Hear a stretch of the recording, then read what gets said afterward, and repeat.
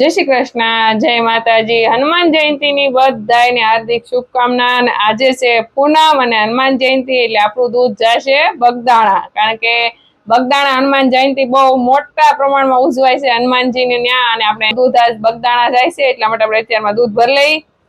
જય બાપા સીતારામ।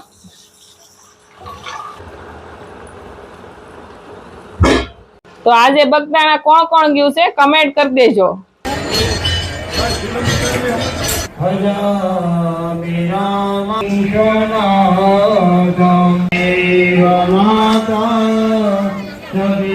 श्री रामचंद्र भगवान की जय।